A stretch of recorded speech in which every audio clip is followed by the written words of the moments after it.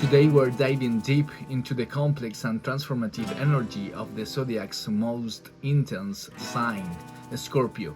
But remember, a zodiac sign does not completely define a person. Scorpio and the cycle of death and rebirth. Scorpio speaks to us about death, about what is decayed, what is eroding. In our world, we often see death as something negative, something to be hidden away, especially in a society that tries to cover up these inevitable processes. But we forget that for something to be born, something must die. Scorpio reminds us of the one certainty in life, death. It is the only unavoidable aspect of life. The Scorpio rules over the reproductive organs, the source of both creation and transformation. This rulership ties a Scorpio to the realm of sexuality, but not in a sensual way. Like Taurus, it's opposite. In Taurus, we experience the enjoyment of the physical, the pleasure of the senses, but in Scorpio, it's deeper. It's about union with another, about experience la petite mort, or the little death in orgasm. It's the act of losing the self, of leaving the ego behind, if only for a moment. Scorpio's rulership, Mars, Pluto, and its social nature. Scorpio is traditionally ruled by Mars, the god of war, and Pluto, the planet of transformation and the underworld, and for the Greeks, Aries and Hades. These two rulers give Scorpio its intense nature and its connection to cycles of death and rebirth, with transformation as the central theme. It's also worth noting that Scorpio is a social sign. From Libra to Pisces, we enter the realm of social signs, where we encounter the unknown other. This is different from Aries to Virgo, where relationships are more personal and familiar. But just because Scorpio is a social sign doesn't mean someone with Scorpio energy is automatically social. If most planets, especially the personal ones, are placed below the horizon in a natal chart, this social nature may not manifest in the same way.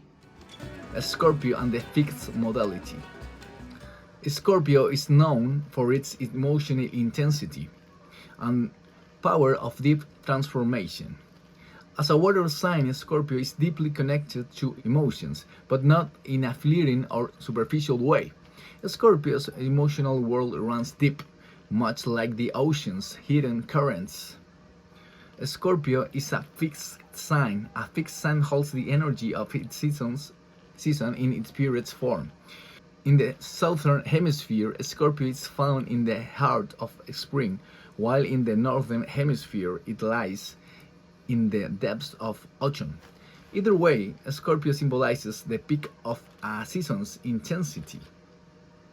It's interesting in relation to the seasons, the myth of the abduction of Persephone. Hades, co-ruler of Scorpio, god of the underworld, took Persephone to his realm, causing her mother Demeter, goddess of the agriculture, to plunge the earth into barrenness out of grief. Zeus intervened, deciding that Persephone would spend part of the year with Demeter, bringing spring and summer, and part with Hades, bringing autumn and winter.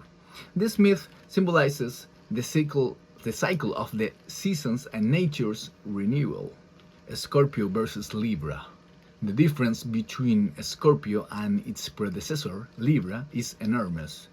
Libra seeks harmony, diplomacy, and the balance. Scorpio, on the other hand, is deeply interested in diving into emotional intensity and exploring transformation. Scorpio values depth, authenticity, and the power that comes from embracing its life's complexities, often seeking growth through challenges rather than maintaining surface-level harmony.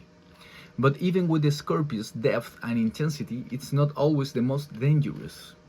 Libra can be more dangerous because someone who hides their true intentions behind kindness and diplomacy may master the art of manipulation without revealing their agenda. When someone's will is taken away, there is more danger than in an open confrontation. It's fascinating, isn't it? How Libra, often associated with peace and harmony, can also be linked to war. Just like Aries, are they perhaps two sides of the same coin? For more on this intriguing relationship, check out my video on Libra. Scorpio and the Tarot, the Tower. In the Tarot, Scorpio is often associated with the card the Tower, which symbolizes sudden change, upheaval, and the breakdown of all structures, much like Scorpio's energy. The Tower represents necessary destruction to make way for a stronger foundation, reflecting Scorpio's commitment to transformation and growth, even if it means facing discomfort or chaos. You can listen my song called Tower of Destruction, wrote for Pluto in Capricorn. Scorpio in my music, the goddess of death and poison girl. I also want to share with you an illustration by Sabine Ott for a song from my first album, The Inner Gods. The song is called Goddess of Death, and it encapsulates the essence of Scorpio. You'll notice in the illustration the figure has the tail and claws of a scorpion. The face is inspired by someone I once knew who not only had her sun in a Scorpio, but also embodied many of these traits for me. Another song I wrote, Poison Girl, was inspired by Venus in Scorpio. The song speaks of a poison girl and a relationship where the couple dies through a shared green poison, allowing their love to transcend death. It's about a profoundly transformative love, one that goes beyond the physical into the realm of the eternal. The song is written in a Gothic metal style, and I couldn't imagine a better genre to capture the intensity of this theme.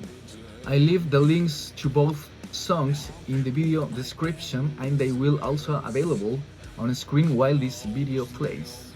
The tropical zodiac, not the stars, but the seasons. The astrology we practice today, known as tropical astrology, it is not based on constellations. Rather, it follows the cycles of the sun and the earth, the seasons. For each season, we have 3 signs, beginning with a cardinal sign, which initiates new beginnings, followed by a fixed sign, symbolizing stability and depth, and ending with a mutable sign representing adaptability and transition. Each year, we begin the first season with fire, symbolizing the spark of life and energy, followed by water, representing emotions and intuition, then air, bringing thought and communication, and finally earth, symbolizing stability and growth. Scorpio, as a fixed water sign, embodies the intensity of either autumn or spring, depending on the hemisphere, guiding us through the profound emotional transformation these seasons bring. Conclusion: Scorpio's unique power. Scorpio's energy is intense, powerful, and transformative. It acts as an emotional warrior, driven by the influence of Mars and Pluto. If something needs to be turned down for the sake of transformation, Scorpio won't hesitate. I invite you to listen to the songs I mentioned and check out the Symbolon card for the Scorpio called the Seducer. The Symbolon deck is similar to a tarot deck, but each card represents zodiac signs or combinations of them.